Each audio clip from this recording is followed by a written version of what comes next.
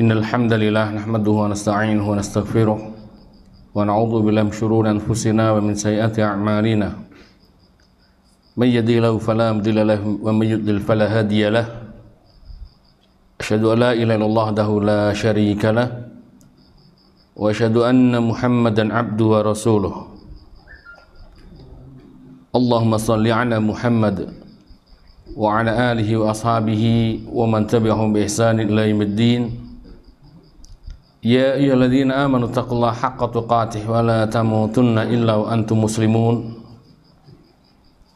Ya ayyuhan nasu taqu rabbakum alladzi khalaqakum min nafsin wahidah wa khalaqa minha zawjaha wa batha minhuma rijalan katsiran wa nisaa'a wattaqullaha alladzi tasaaluna bil arham innallaha kana 'alaikum raqiba. Ya ayyuhalladzina amanu taqullaha wa qulu qawlan sadida yuslih lakum a'malakum wa yaghfir lakum dhunubakum wa man yuti'illaha wa rasulahu faqad faza fawzan 'azima. Amma ba'd. Fa inna asdaqal hadithi kitabullah wa khairal hadi hadi Muhammadin sallallahu alaihi wasallam wa syarrul umuri muhdatsatuha fa inna kulla muhdatsatin bid'ah wa kulla bid'atin dhalalah wa kulla dhalalatin finnar. Ikhwani fiddin wa akhwati fillah rahimani wa rahimakumullah. Marilah kita tingkatkan ketakwaan kita pada Allah Subhanahu wa taala dengan takwa yang sebenar-benarnya, yakni menjalankan perintah-perintah Allah dan Rasul-Nya serta meninggalkan larangan-larangannya. Tema kali ini kita akan angkat satu pembahasan tentang bekal bagaimana menggapai ridha Allah Subhanahu wa ta'ala. Mungkin melihat dari tema ini langsung terbayang bahwa yang dimaksud tentu adalah dengan cara yang Allah ridhoi. Bagaimana kita bisa diridhoi Allah? Ya tentu dengan cara yang Allah ridhoi.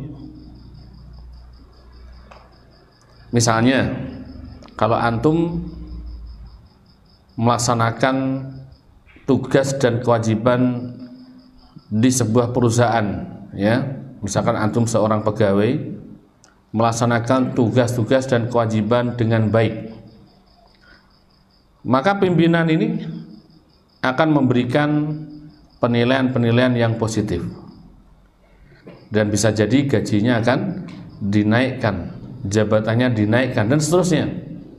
Artinya pemimpinnya jelas-jelas ridho dengan pegawai yang seperti itu, melaksanakan tugas dan kewajibannya dengan tertib, tidak melanggar larangan-larangan. Itu dalam satu perusahaan.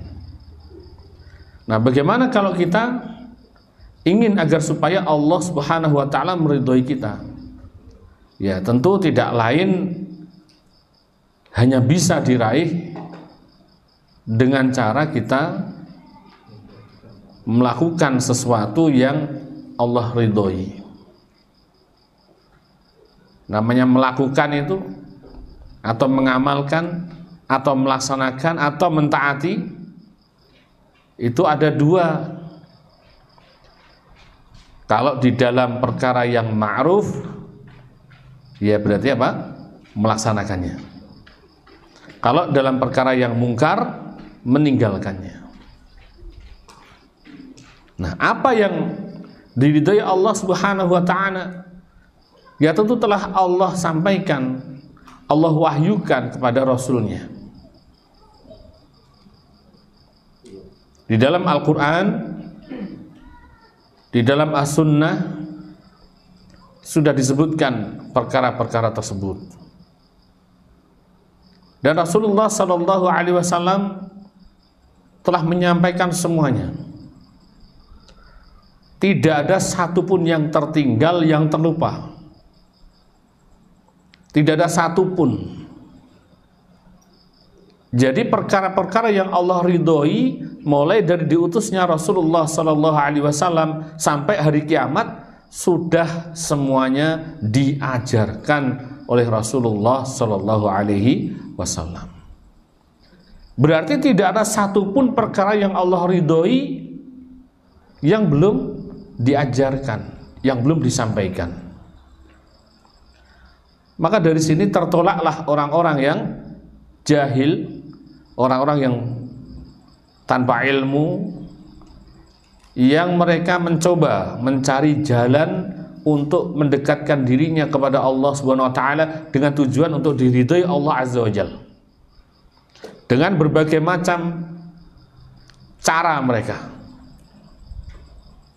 Ada yang dengan mendatangi pohon keramat, kemudian dia bertakarub di situ. Lebih tepatnya semedi. Sekian hari, sekian malam, perlu dengan poso ngebleng. Tidak makan selama sekian puluh hari. Nah, ada yang menggunakan cara seperti itu.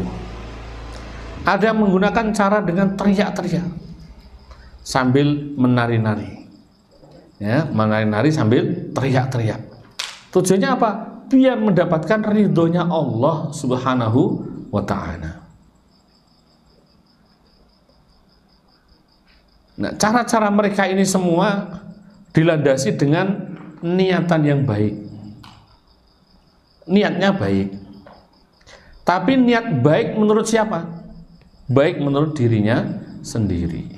Maka kita sampaikan di awal bahwa cara untuk menggapai keridhaan Allah itu bukan dengan cara apa yang kita sukai, tapi dengan cara apa? Yang Allah ridhoi. Bukan yang disenangi manusia. Ya repot kalau diserahkan kepada kesenangan manusia. Nanti yang senengane mancing, maka mancing itu akan dijadikan sarana untuk bertakarub kepada Allah Subhanahu wa ta'ala. Mas, kok gak sholat, Mas? Oh, ini saya mancing ini. Dengan mancing ini saya mendatangkan keridhaan Allah Subhanahu wa ta'ala. Misalnya begitu. Nanti ada yang mungkin seneng yang lain. Seneng catur, seneng bal-balan. Apakah dengan cara-cara seperti itu bisa untuk mendapatkan keridhaan Allah?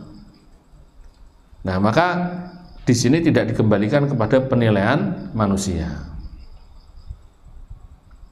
Maka dikembalikan kepada wahyu.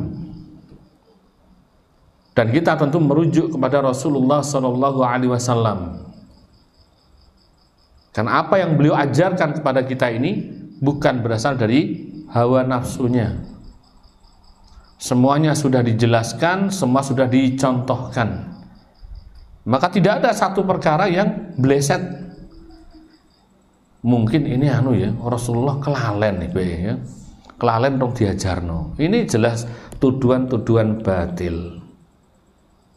Kalau Rasulullah Shallallahu Alaihi Wasallam sebagai manusia beliau lupa, apakah dibiarkan oleh Allah Subhanahu Wa Taala sehingga syariat ini tidak tersampaikan? Tidak mungkin.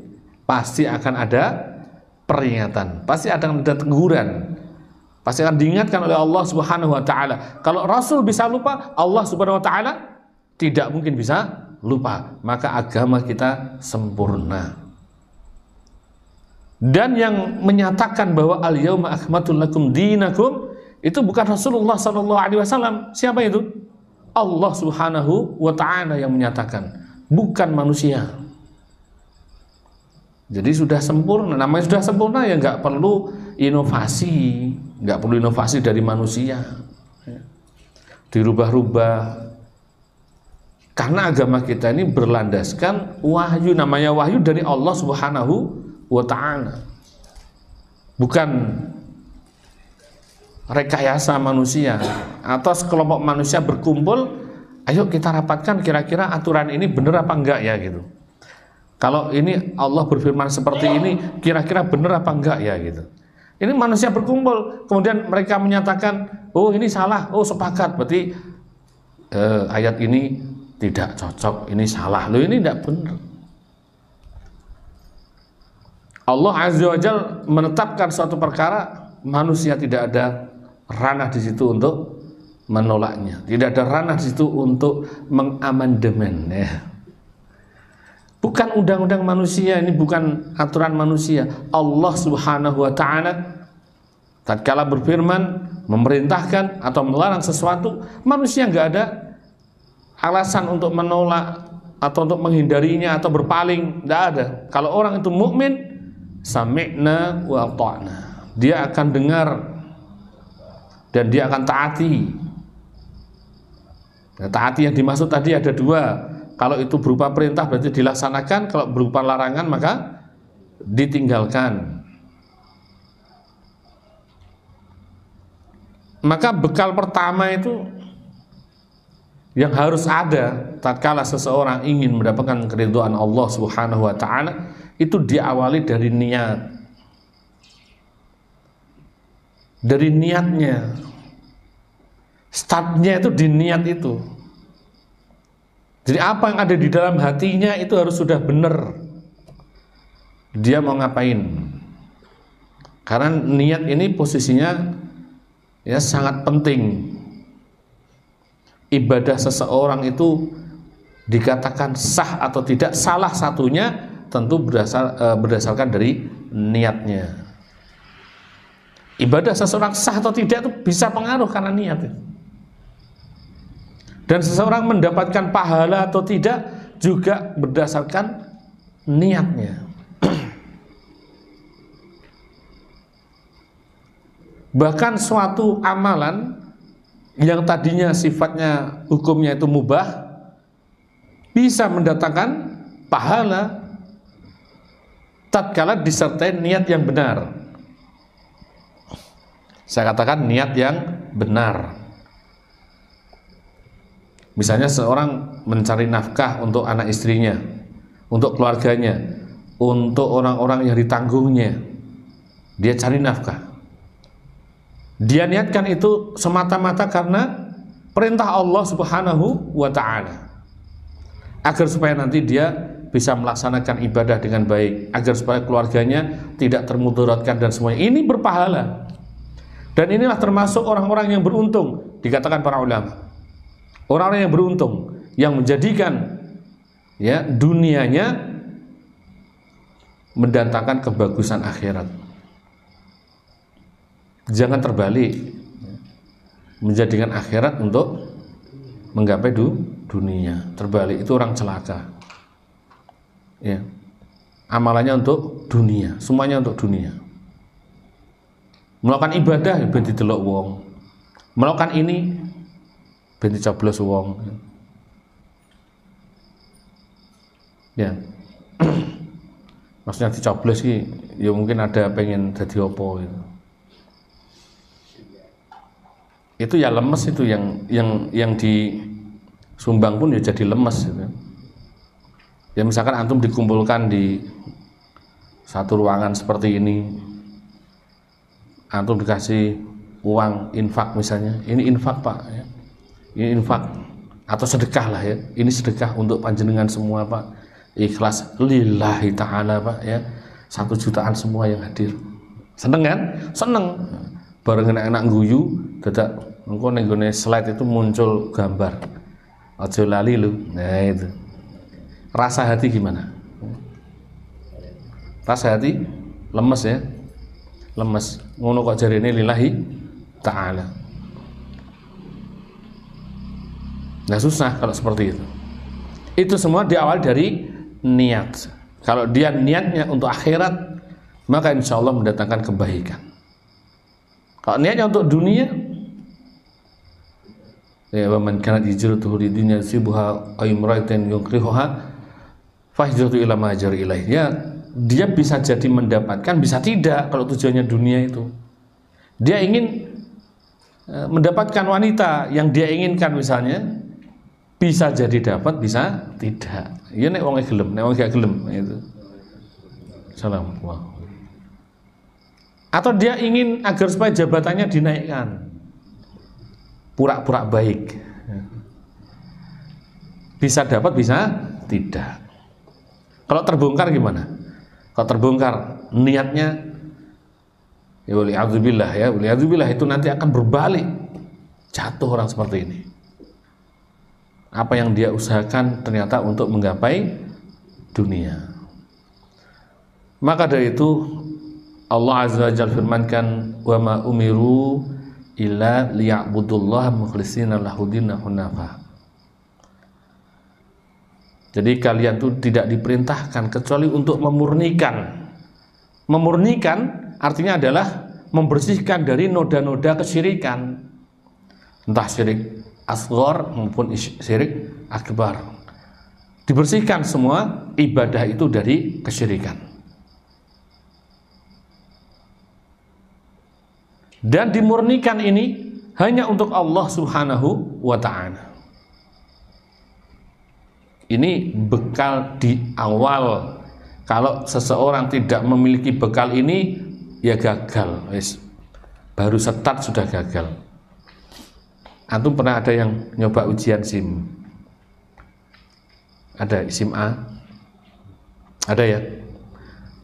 Yang enggak nembak loh. Ada Ustaz, nembak ora kuwi sing asli. Ya. Itu kalau antum ikuti proses semuanya, tapi antum lupa nggak pakai sabuk, maju mundur iso kabeh, nikung bisa semua, meliuk-liuk bisa, cepat sekali, wes rampung, langsung nanti setelah turun antum diprit, besok kembali lagi. Kenapa? Karena lupa tidak menggunakan sabuk pengaman, lali gak dicekrek no. Loh, ini di awal loh. Ternyata kesalahannya di awal, tapi dianggap gagal semua. Niat juga seperti itu. Kalau niat keliru di awal, bahaya. Bahaya. Ibadah itu tertolak atau bahkan bisa terjerumus dalam kesyirikan. Berbeda kalau antum niatnya benar, ya, niatnya benar. Terus di tengah jalan ada gangguan, itu berbeda. Antum niatnya melakukan satu amalan benar, lurus. Saya pengen sholat di masjid misalnya, ya benar, wes jalan dari rumah, plak, sudah nggak ada apa-apa. Baru nanti setelah ketemu sama orang lain, teman atau apa, setannya teko ganggu gitu. Lihat itu, orang-orang pada lihat kamu semua. Memang di kampung ini nggak ada yang sesoleh antum, itu nggak ada. Lu ngono ki kadang hati terus mongkok gitu. Iya pancen iya. Udah mulai dirusak pahalanya. Nah itu harus dilawan. Kalau di tengah-tengah lahir seperti itu dilawan. Kita mau bersedekah, ada aja yang ganggu itu. Nggak usah lah sedekah ini gangguannya banyak sehingga nggak jadi sedekah. Atau sudah melakukan sedekah tapi dirusak agar supaya dicampuri dengan ya riyaknya ada, sum'ahnya ada, ujubnya ada. Nah itu biar supaya rusak dari sisi pahalanya. Kalau itu dilawan, yang jelas jangan dari awal kita meniatkan secara keliru dari amalan kita.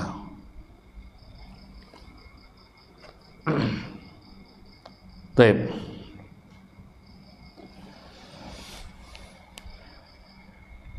Jadi kita mempersiapkan bekal menggapai apa yang diridhoi Allah Subhanahu wa ta'ala itu dengan cara menempuh perkara yang memang Allah ridhoi, bukan berdasarkan apa yang kita senangi. Nah, al-muslim, seorang muslim itu yanzuru ila ma lillahi ta'ala alaihi min minanin la tuhsa wa ni'amin la tu'addu. Maka seorang muslim itu hendaknya dia memperhatikan apa-apa yang telah Allah berikan kepadanya. yakni berbagai nikmat dan anugerah la tu'addu, yang tidak terhitung. Ya. Maka seorang muslim harus memperhatikan itu, bahwa anugerah dan nikmat yang diberikan Allah Subhanahu wa taala kepada kita ini sangatlah banyak, sangatlah luas, dan tidak terhitung banyaknya.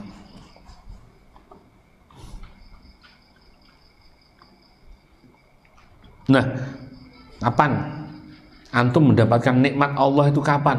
Ini dikatakan kok begitu banyaknya nikmat dari Allah Subhanahu wa taala. Enek wong sing gersulo terus ya enek. Urip sing paling ngono sak donya ya aku iki. Kecilik aku soro. Urip kok keluarga kere. Lho gedhe lho dadi kere yonan. Malah nemen karo bapakku mbiyen. Enek sing ngono kuwi.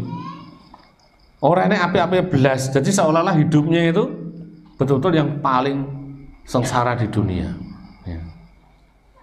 Termiskin di dunia, Masya Allah, gubuk derita, mangani sepiring berdua, lah kayak nemen nih.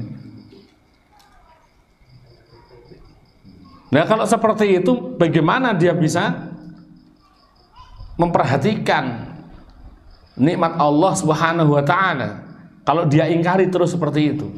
Maka coba ini diperintahkan, ya, hendaknya memperhatikan nikmat anugerah dari Allah SWT yang sangat banyak dan sangat luas sehingga tidak terhitung banyaknya. Namanya tidak terhitung berarti antum nggak mampu menghitungnya. Kalau sampai-sampai itu nggak terlihat sama sekali, ya parah ya. Sampai-sampai nggak terlihat sama sekali nikmat Allah Subhanahu wa taala. Seolah kehidupan ini isinya kegersangan, isinya kesedihan semua.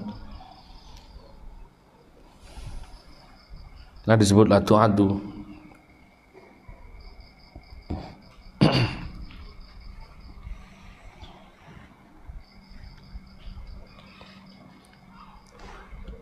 Iktan fathu min sa'ati uluqihi nutfatan fi rahmi ummihi. Dan nikmat Allah Subhanahu wa taala itu sudah tercurah kepadanya, sudah diberikan kepadanya, kepada kita ini.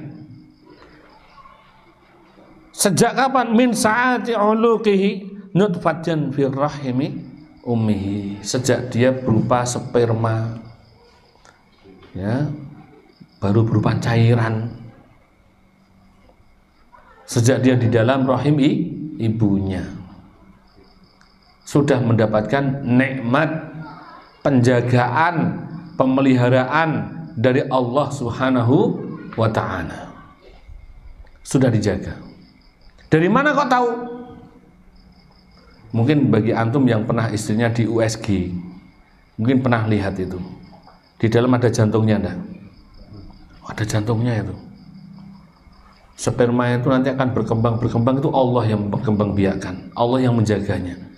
Kalau enggak dibikin mati itu, ya kan? Sampai dia hidup, sampai nanti ada jantungnya itu.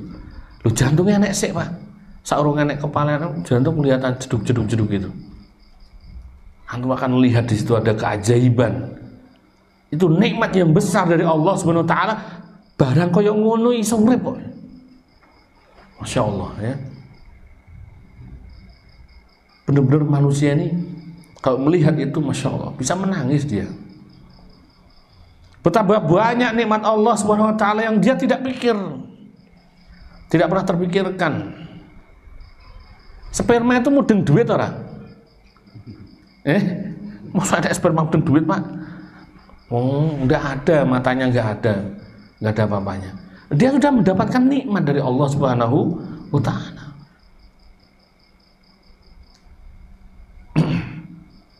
Iya, Masya Allah.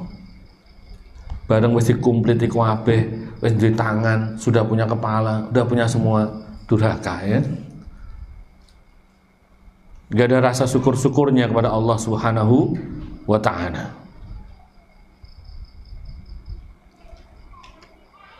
Padahal kalau ditanya, antum sekarang setelah ngaji ini kalau ditanya bisa jawab, Kalian mendapatkan nikmat Allah pertama kali kapan? Dia bisa jawab ya. Kapan? Sejak saya berbentuk apa? Ya benar ini. Sebentuk berupa sperma, kemudian berupa nutfah di rahim ibu kita. Artinya sperma itu yang sudah di dalam rahim ibu maksudnya. Nah itu di sana itu sudah mendapatkan pemeliharaan dari Allah Subhanahu wa ta'ala.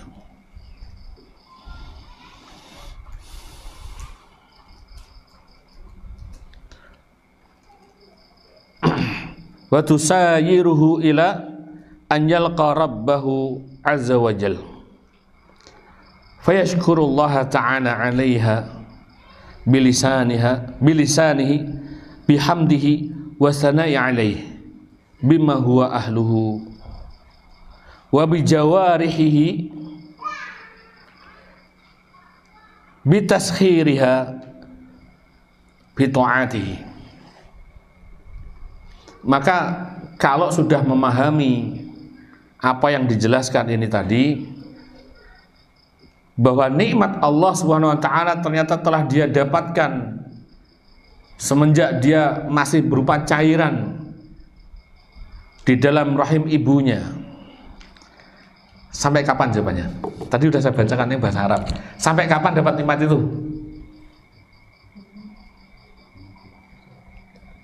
Sampai kapan? Ila an yalqa rabbahu azza wa jal. Apa ini? Sampai dia ketemu dengan Rabbnya, sampai dia ketemu dengan Allah Subhanahu wa ta'ala, sampai dia mati ya. Sampai dia mati, dia mendapatkan nikmat dari Allah Subhanahu wa ta'ala.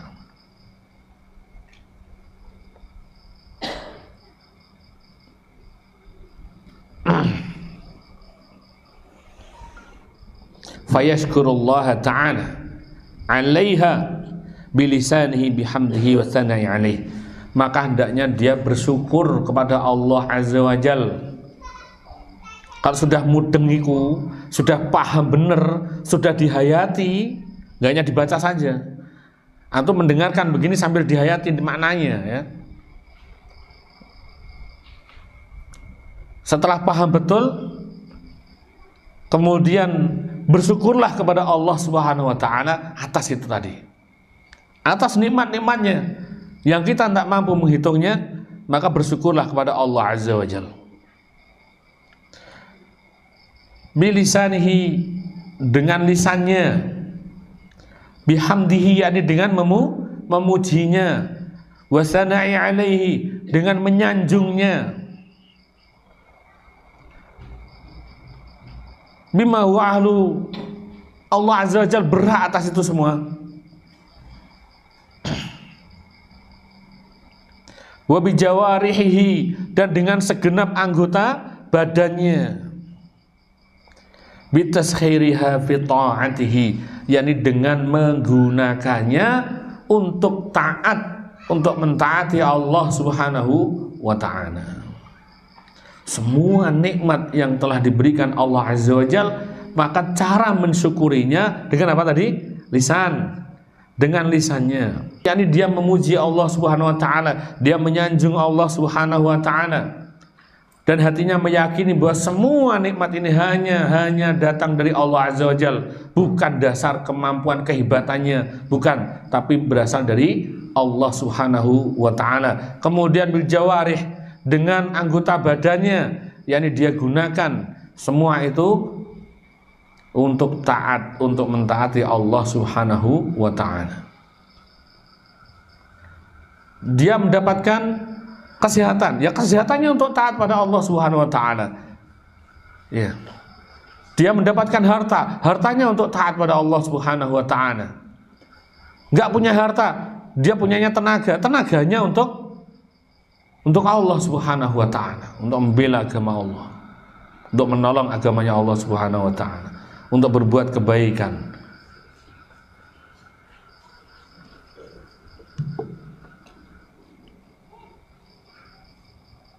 Nah, berarti salah satu sebab yang mendatangkan keridhaan Allah apa ini? Menjadi hambanya yang bisa bersyukur. Kenapa demikian? Karena mengingkarinya atau disebut kufur nikmat, ya, disebut kufur nikmat, itu sejatinya adalah mengingkari keutamaan sang pemberi nikmat. Orang yang kufur nikmat itu sejatinya dia mengingkari keutamaan sang pemberi nikmat.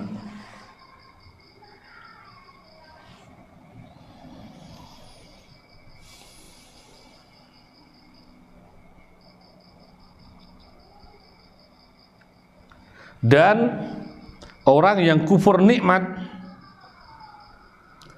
dia berarti telah menyangkal atau mengabaikan anugerah dari Allah Subhanahu wa ta'ala.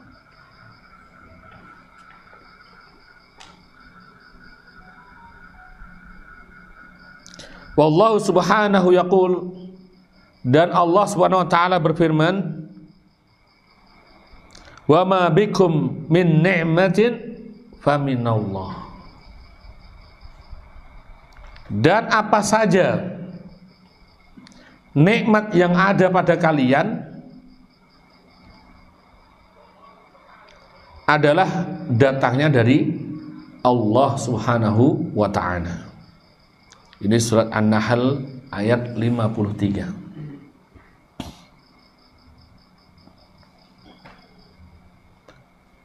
Wa yaqulu subhanahu, dan juga dalam firman-Nya, wa in ta'uddu ni'matallahi la tuhsuha. Dan jika kalian menghitung nikmat Allah Azza wa Jal, tidaklah kalian dapat menghitungnya. Di surah Ibrahim ayat berapa? Ada yang tahu? 34.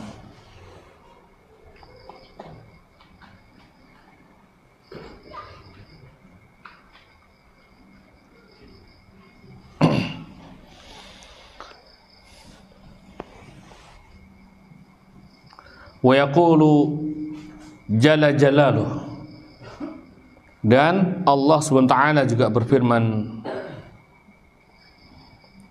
fadhkuruni adhkurkum washkuruli wala takfurun.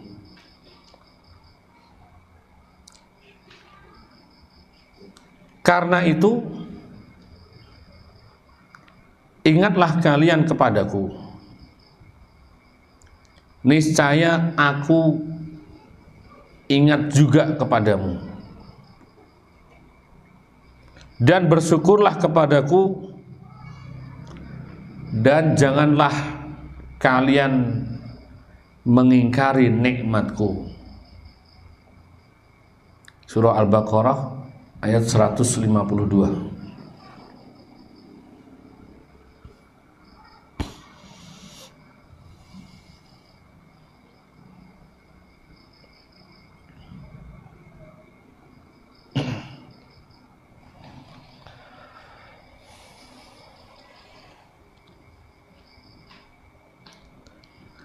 Wa yanzurul muslimu ila ilmihi ta'ala bihi wa tala'ihi ala jami'i ahwalihi. Dan seorang muslim itu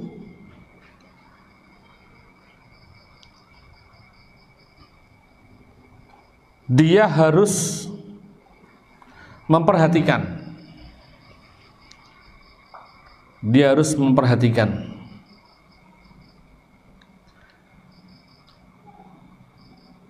apa yang telah Allah Subhanahu wa ta'ala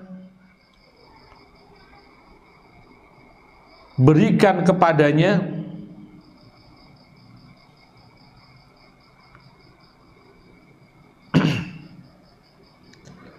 dan memperhatikan juga apa yang telah Allah tetapkan kepadanya.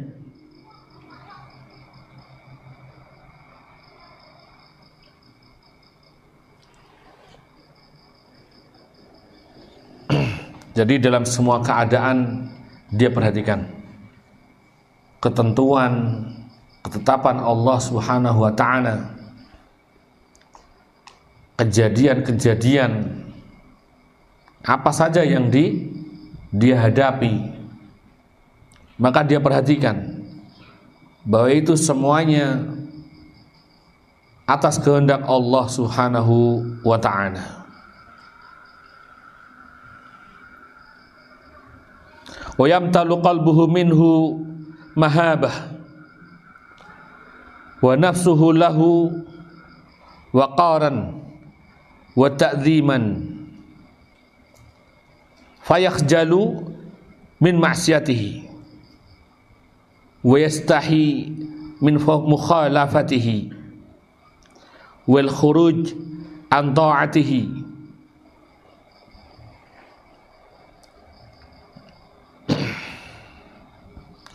Maka dengan memperhatikan perkara-perkara tersebut, dalam hatinya akan muncul mahabbah. Apa mahabbah? Kecintaan. Akan muncul kecintaan kepada Allah Subhanahu wa ta'ala.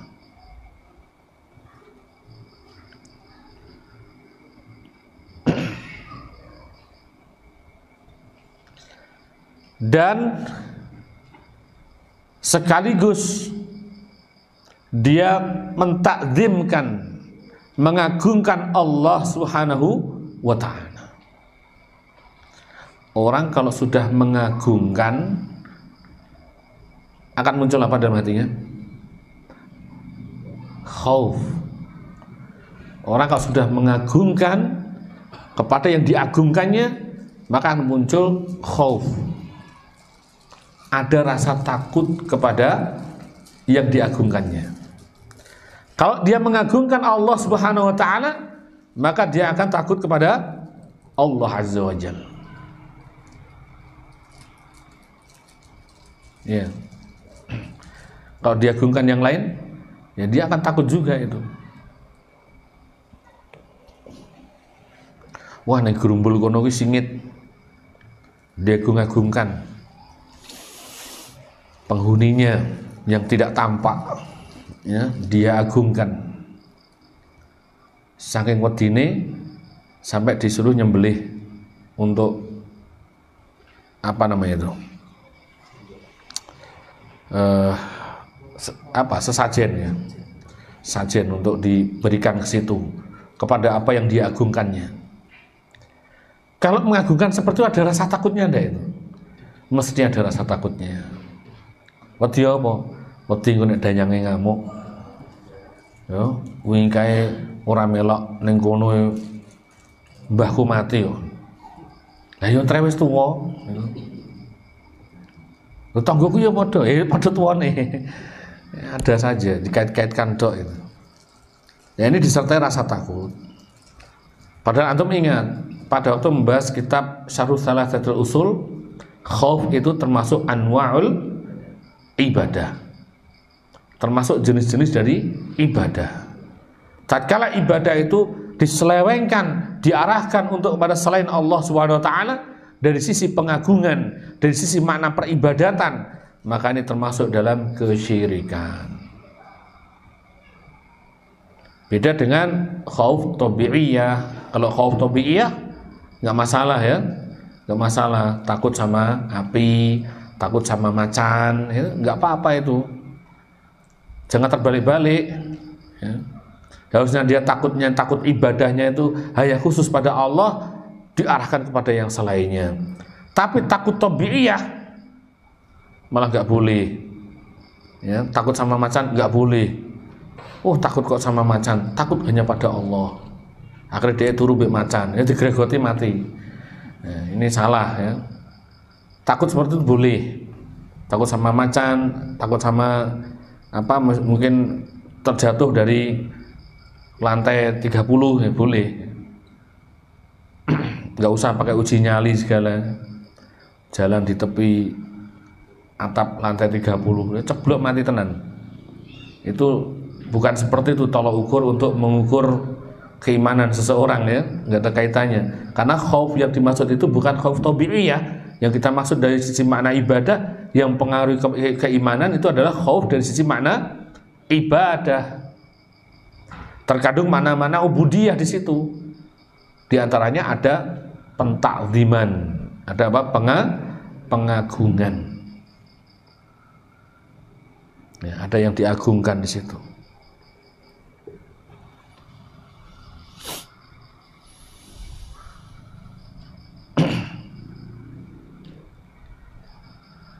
Nah, kalau sudah muncul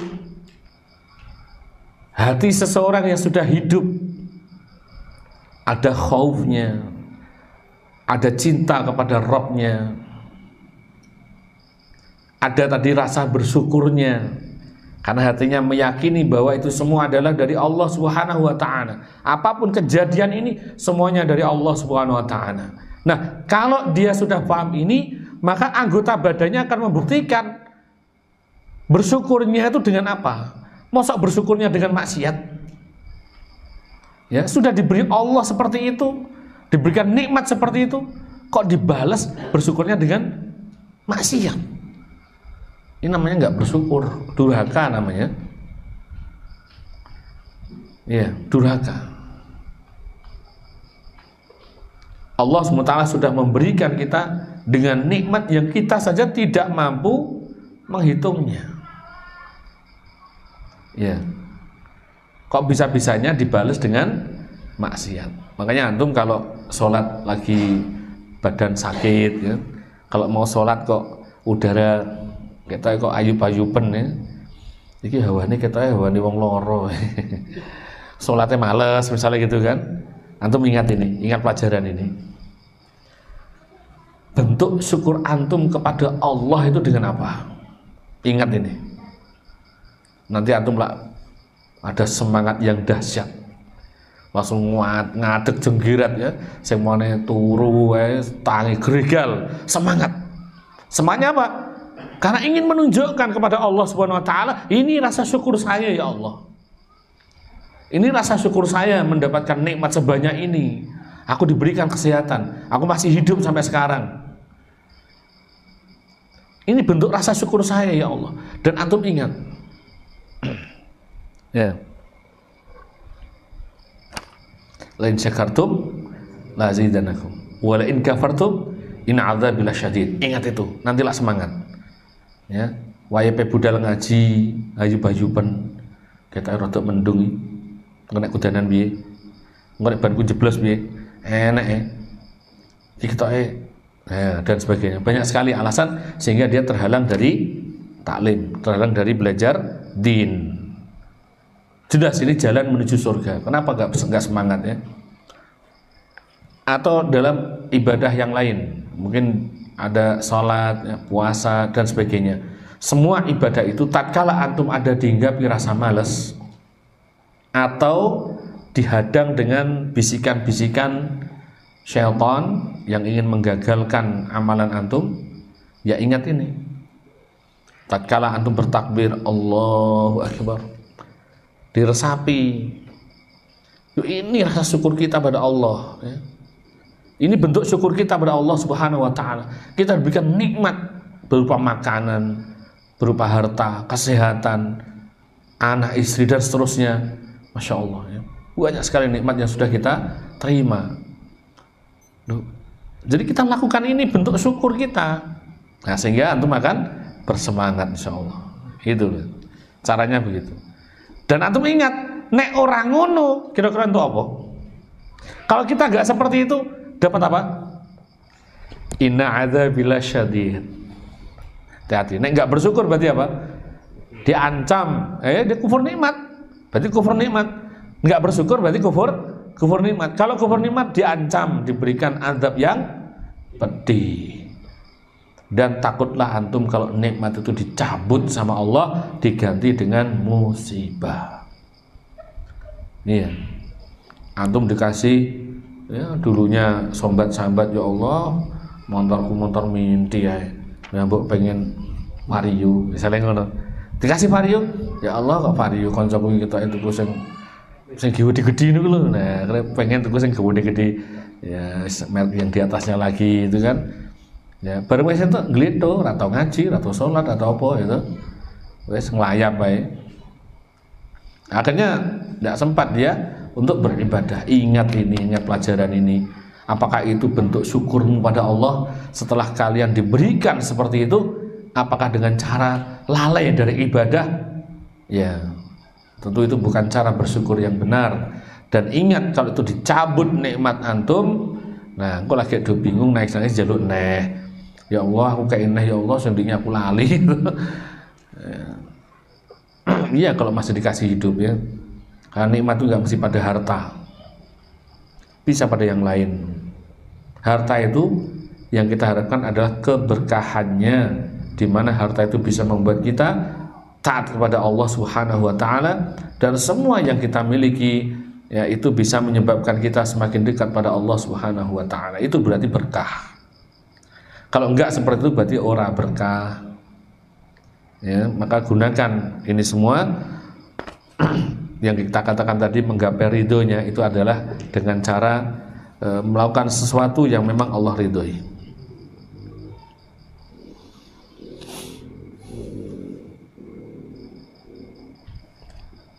Jam 9.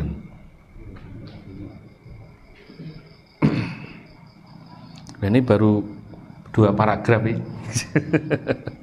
Kita baru bahas 2 paragraf.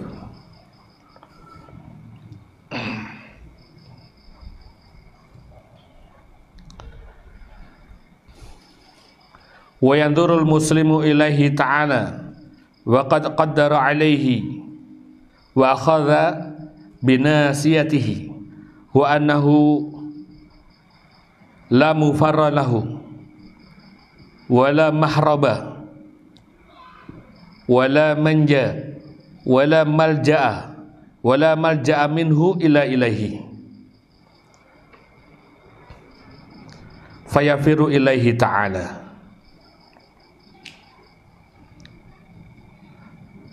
wa yattarihu baina yadayhi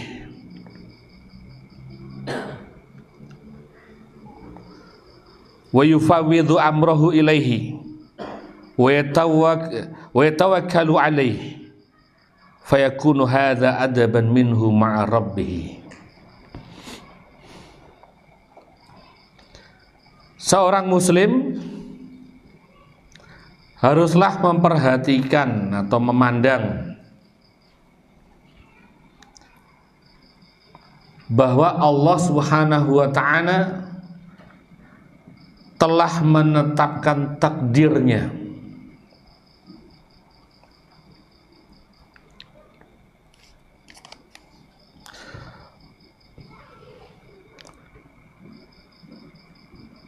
Wa khadha binasiyatihi, dan memegang ubun-ubunnya, dan memegang ubun-ubunnya.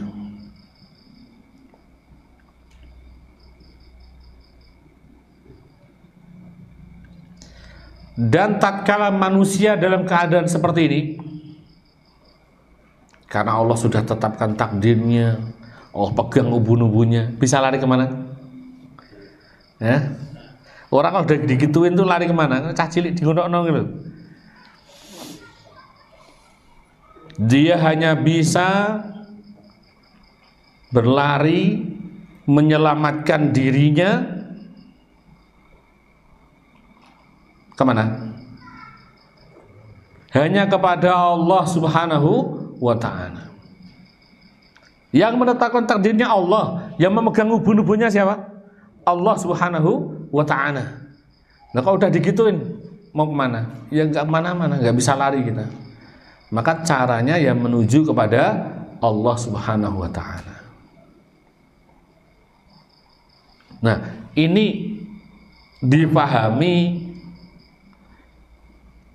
antum yang belajar tentang ilmunya ini harus paham sehingga tidak bingung, ya, tidak khawatir. Ketetapan Allah Subhanahu wa ta'ala Allah yang tetapkan, apapun bentuknya, baik buruknya, entah di pandang manusia itu sebagai suatu kebaikan atau keburukan, tapi Allah Subhanahu wa taala Maha berkehendak atas segala sesuatu. Maka diibaratkan sini dengan kata-kata bahwa Allah pegang ubun-ubun kalian. Artinya kita nggak bisa kemana-mana. Ya harusnya bagaimana? Ya harusnya larinya kepada Allah, menujunya kepada Allah. Antum ditimba musibah, ya menujunya kepada Allah. Antum diberikan nikmat, yang menujunya tetap kepada Allah. Ojo dikai nikmat lali malah ado. Maka tatkala mendapat ujian apapun bentuknya, ya ketahuilah bahwa itu semua seharusnya seorang mukmin memandang bahwa itu harusnya menjadi sebab dia untuk semakin dekat kepada Allah Subhanahu wa ta'ala, bukan justru menjadikan dia lalai.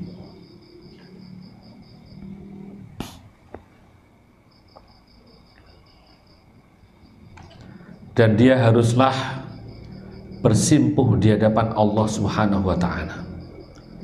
Allah Maha Perkasa, Allah mampu menetapkan takdir sesuai dengan kehendaknya, baik buruknya kita. Maka apa yang kita lakukan? Ya kita mohon pada Allah Subhanahu wa ta'ala. Kita bersimpuh di hadapan Allah Subhanahu wa ta'ala.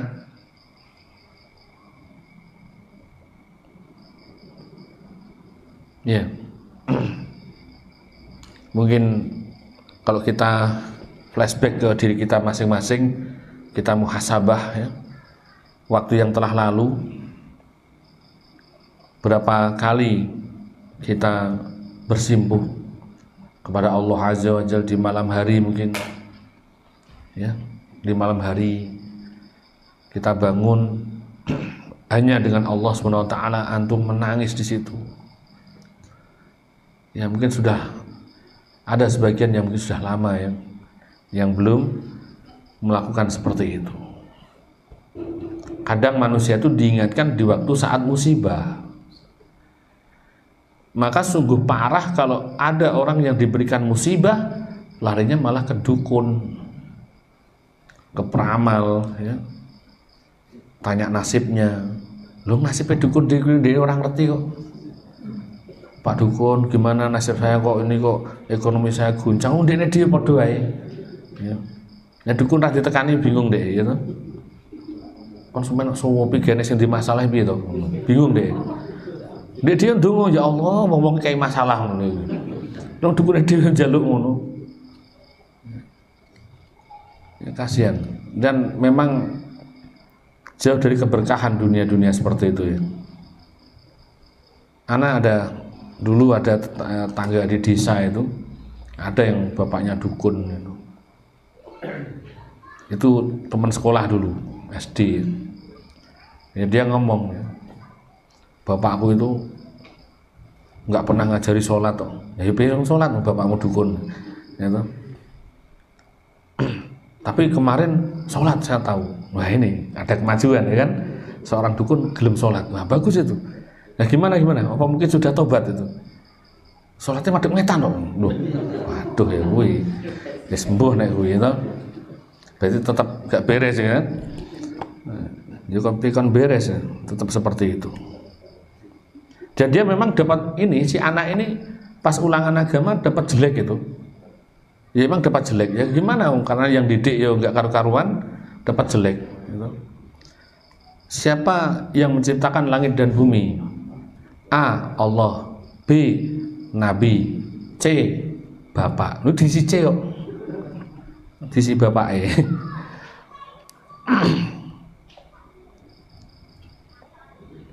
Tep. Maka tatkala manusia melihat hal ini, bahwa Allah tetapkan takdir, Allah yang memegang ubun-ubun kita, maka kita hanya bisa berlari kepada Allah, menuju Allah Azza wa Jalla. Kita bersimpuh di hadapannya, kita memohon kepadanya, kita pasrahkan urusan-urusan kita kepadanya, kita bertawakal, berserah diri kita kepada Allah Subhanahu wa ta'ala. Makanya orang-orang mukmin, apalagi kalau dia merupakan waliullah ya, waliullah, Apa waliullah? Walinya Allah. Antum tahu walinya Allah? Enggak tahu.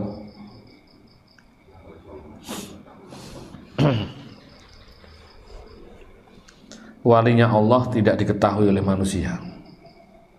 Allah Azza wa Jalla yang mengetahuinya, karena Allah lah yang mengangkat wali itu. Dan orangnya itu sendiri tidak tahu kalau dia ini sebenarnya adalah waliullah.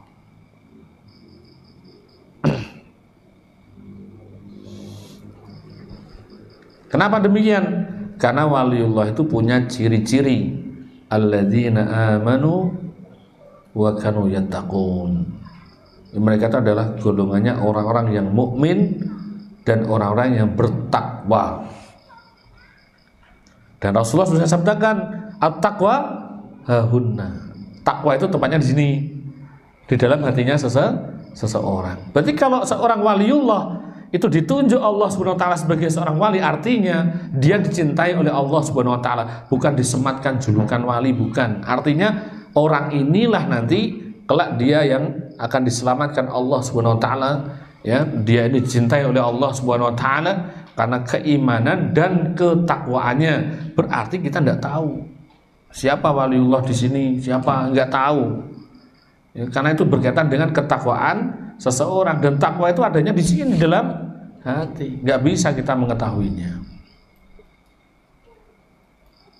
Iku loh nih pojok watu enek wali siji, wali murid itu. Ya. Nggak tahu kita, ya. Karena wali itu cirinya adalah alladzina amanu wa kanu yattaqun. Itu orang-orang yang beriman dan bertakwa. Kemudian apa lagi? Fala khaufun 'alaihim wa lahum yahzanun, dan mereka itu tidak ada rasa takut dan bersedih hati. Ya, kenapa demikian? Karena sebab ini yang Anda sampaikan tadi. Mereka bersimpuh di hadapan Allah Subhanahu wa taala. Ada musibah sebesar apapun, larinya kepada Allah Subhanahu wa taala. Dia pasrahkan urusannya kepada Allah Azza wa Jalla. Dia bertawakal, berserah diri kepada Allah Subhanahu wa taala. Bagaimana dia bisa rasa takut? Bagaimana dia bisa punya rasa khawatir? Oh, semuanya diserahkan kepada Allah Subhanahu wa taala yang menguasai langit dan bumi ini. Maka tidak ada rasa khawatir dan rasa takut kepada orang-orang yang dimaksud sebagai waliullah. Orang-orang yang Allah cintai. Allah tutup di hadapannya pintu-pintu ke arah keharaman, dan Allah buka padanya pintu-pintu kebaikan. Yang ada kebaikan, Masya Allah. Tapi ini bukan berarti orang yang suci terbebas dari dosa. Bukan. Ya, seorang waliullah itu manusia biasa yang tentu ada tergelincir kesalahan, itu bisa terjadi. Ya, itu bisa terjadi. Nah, jadi bukan berarti terus waliullah itu sing iso miber, ya, kemudian iso ngilang. Nah, itu bukan yang seperti itu, bukan, ya. Itu. Maka melihat ini harus berdasarkan ilmu, berdasarkan wahyu dari Allah Subhanahu wa taala. Nah. Wallahu a'lam bishawab. Cukup ya, kita tutup dengan doa kafaratul majelis. Subhanallahi wa bihamdihi asyhadu an la ilaha illa anta astaghfiruka wa atubu ilaik.